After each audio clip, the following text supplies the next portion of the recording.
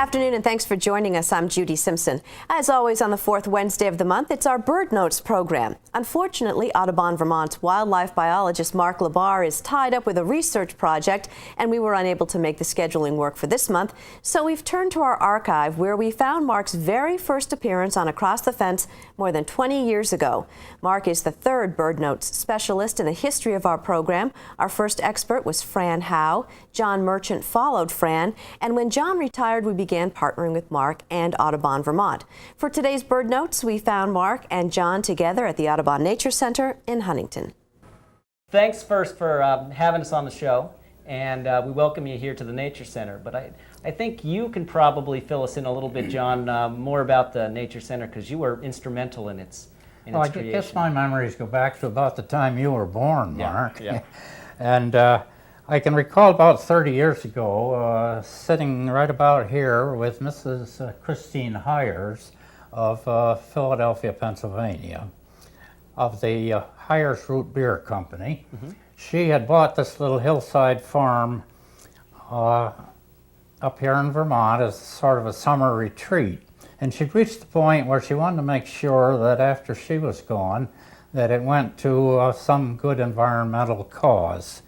As she expressed it, she didn't want a lot of little ticky-tacky houses here on the property. And she contacted me because she thought it might be a possibility for a 4-H club camp, which really didn't work out. But it occurred to me that the Green Mountain Audubon Society might be interested in the property. At that time, thinking just that it might be a sanctuary where people could come and walk the trails and see the birds and so forth. And a long time afterward, after the property came into the hands of the Audubon Society, I heard a rather interesting story which we refer to as Mrs. Hires' fur coat.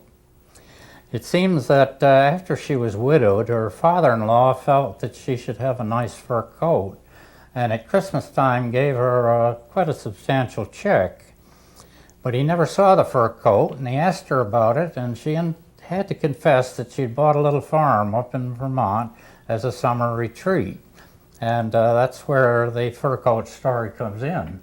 And it has always impressed me that it's a wonderful thing that rather than having one lady wearing a fur coat, we now have this wonderful educational property which is enjoyed by thousands of people in the area. And can you tell us a little bit further? Well, John, the center does a lot of environmental education programs as well as does a lot of conservation work, both here at the center and up on Lake Champlain with some endangered species. Here at the Nature Center, one of our big conservation efforts is our bird banding station. The feature of our program today is going to be that station, and in a short time you'll be out there showing us in detail how it operates. I will.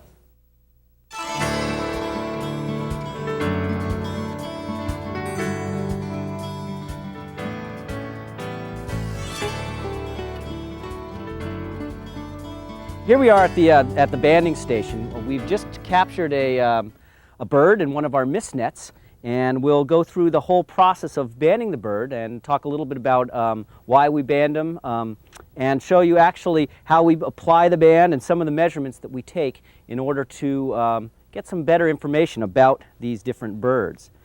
Now, the bird that we have caught today, once we take them out of the net where we catch them, we put them in these cloth bags, and it's just kind of like when you were a kid and you pulled the sheet over your head. You can still breathe through it, so the birds are nice and safe and protected. The bird that we've caught in the net right now is one that's probably familiar to most folks, and that's the mighty and ferocious black-capped chickadee, which is one of our resident species here in Vermont. It's a bird that stays with us throughout the winter. And we catch them both in the summer during breeding as well as during the winter months. Some of the stuff that we can learn from black-capped chickadees is by banding them is their survival rates, some of their productivity or reproductive success, and we can also learn a little bit about their winter habits and how they make it through the long Vermont winters. What's interesting about the chickadee is the chickadee, it does make it through those really tough nights that we have. And it's able to lower its body metabolism so that it conserves energy throughout the night. So that's one of the ways it makes it through those 40 below days. And by banding these birds, we can get a better idea of how they do make it through the winter, especially with a winter like this where we've had an ice storm. So what I'll do first is I'll put a band on the bird once we've identified the bird. I hold it in two different ways. This is called the bander's grip. And this allows the bird to sit kind of gently in my hand, and it pushes its legs against my fingers, and that keeps the bird in there nice and tight. What I'll do is I'll take a band off of the this one set of bands. Now, since a chickadee is a very small bird, it gets the smallest of our bands. We have different band sizes. The chickadee gets a 0 band, and then we go all the way up to some of our bigger birds, which would be a blue jay, which gets a size 3 band. And these are much bigger birds because birds are different sizes and their legs are different sizes, so they need to have different bands. Now, on this band is a unique number that only this band has. It's kind of like a bird's social security number. And that way, if this bird is ever recaptured, we'll know exactly who it is. It's kind of like their name. And what we'll do is we put the band in our special pliers that are made with little circles in them. We take the chickadee's leg and we gently close the band around it. And basically the band is just like a little bracelet. It moves up and down on the bird's leg. It doesn't interfere with the bird's flight or with its existence. We want to make sure, and we adjust the band so it's on there nice and tight. And this band will be with the bird for the rest of its life. It's nice and light because it's made out of aluminum. And you can see the chickadee, if it was any bigger, my fingers would probably be in trouble. Once we've put the band on the bird, we'll jot that down and we make sure the band is the correct band by looking at our banding sheet, which lists all the band numbers. This bird's band number, or its official bird name, is 2140-14444. And we'll jot that down in our book.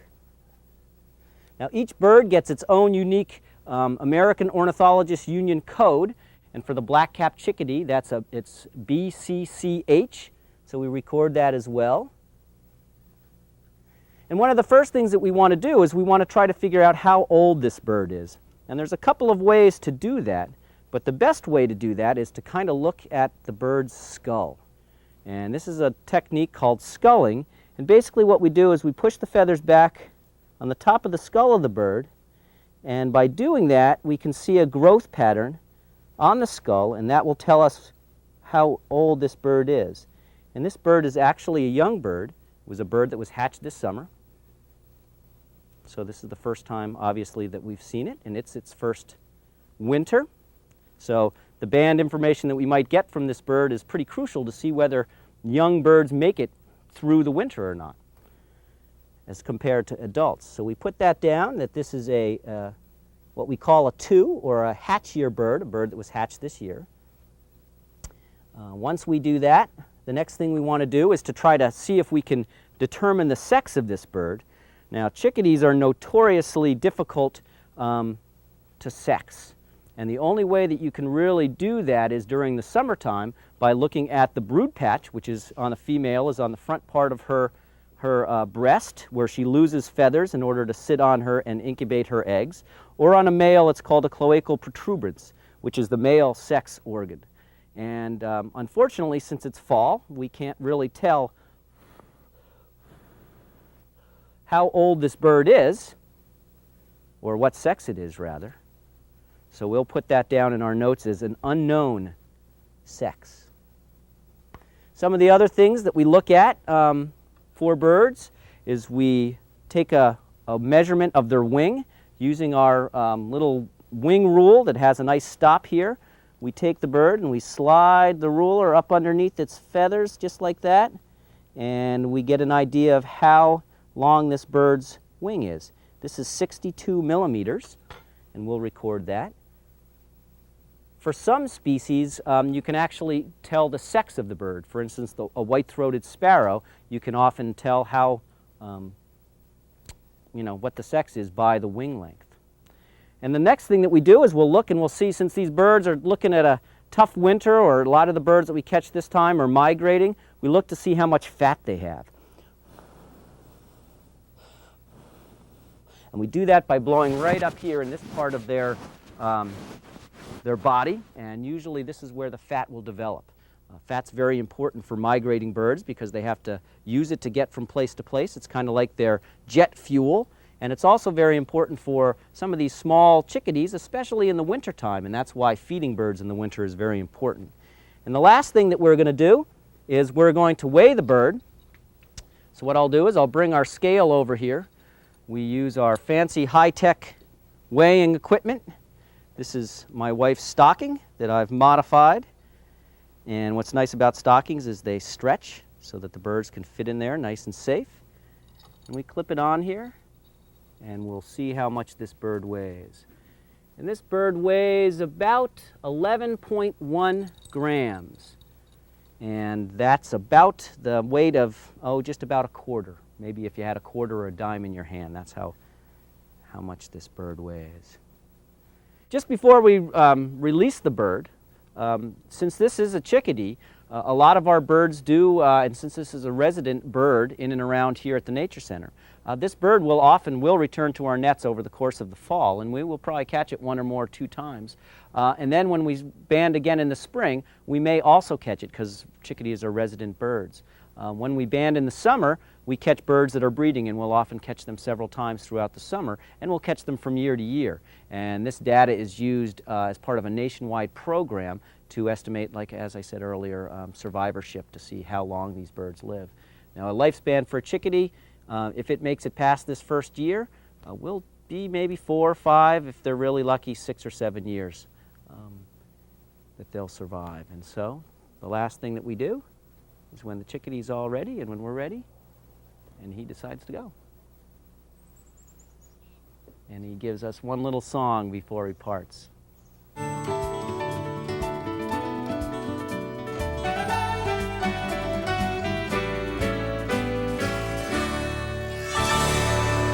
Thank you, Mark, for sharing with us the operation of the bird banding station. I have another question or two for you. Do you get some unusual birds during the summer in the mist nets? We do. We have our regular visitors to the nets, the birds that breed and nest here. But every once in a while we do get a real good bird, as we like to call it. This year our best bird was a Wilson's warbler, which is not one that we usually see here during the summer. We caught it right at the beginning of the research season, so that was a real good bird for us. Do you occasionally get one of the larger birds, say ruffed grouse or a sharp-shinned hawk? Well, we usually know that we've had a ruffed grouse in the net because there's a big hole left over it. The nets that we use are called mist nets, M-I-S-T, and basically they're very fine mesh nets designed for low light situations, so they work best in the morning. The birds have a tough time seeing them. But because they're very fine, a big bird like a grouse can make a big hole in it and blast right through. But we do get sharp-shinned hawks. They get caught in the net. They don't seem to have as much strength, so that's probably our biggest bird, them and pileated woodpeckers. Referring back to your little chickadee there, number 444, suppose it doesn't survive the winter and someone finds it. What should he or she do? This is a real important part of the banding process because all of the data that we collect goes down to Washington, D.C. and is stored in a large computer. So anytime a band is returned or recovered, as we call it, it's great to get that information so we can follow the patterns of the birds. The best way to do that is, well, there's a couple different ways. You can call me here at the Nature Center or one of your local fish and wildlife agencies, and they can report it to the Washington, D.C. lab. Or on each one of the bands says Advise Bird Band, Washington, D.C., USA. So you can actually write to them and take a photocopy of the band, of the open band, with the numbers on it, as well as writing the numbers down and send it down. And they'll send you back what's called a certificate of appreciation, which lets you know all the information about the bird that you found. Well, we certainly appreciate all this information about banding. Of course, the bird banding is only one of many educational programs offered by the Nature Center. And for more information, you may call 802-434-3068. I'm John Merchant for Bird Notes, and thank you for watching.